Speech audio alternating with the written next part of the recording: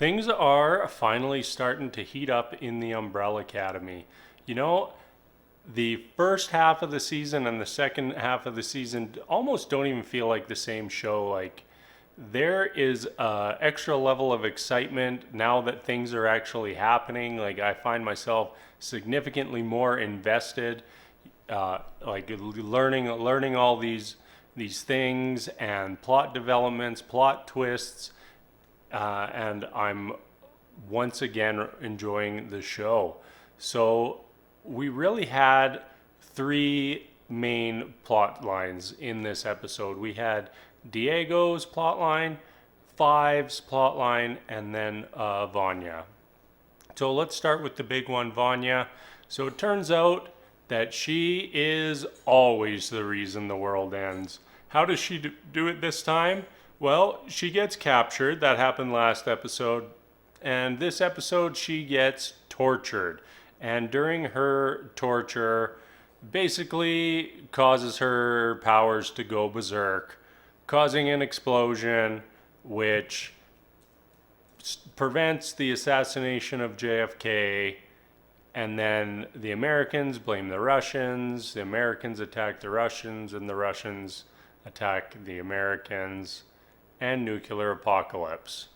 So now that we've established that, the gang is going to have to figure out a way to stop Vanya from exploding once again. And that was really the focus of, or where Diego's little story led today. You know, he's at the commission with Lila.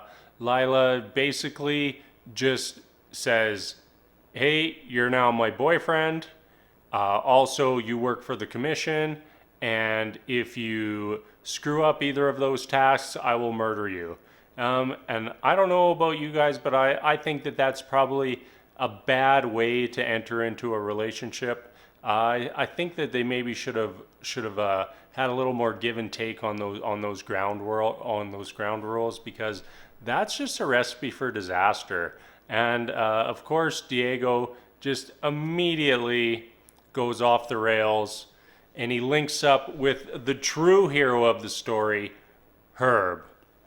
Herb and the Resistance decide that they're going to help Diego, and they're the ones who uncover that Vanya explodes, preventing JFK from being assassinating, yada, yada, yada, yada. So now that sort of launches him and Herb to go back in time to Dallas, when everybody else is, and go after Vanya.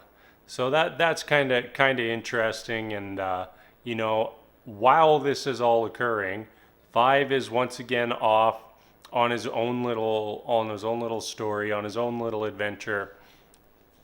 And this time he is going to meet Five. Yep, that's right. Five goes to meet Five, except it's younger but older Five going to meet older but younger Five.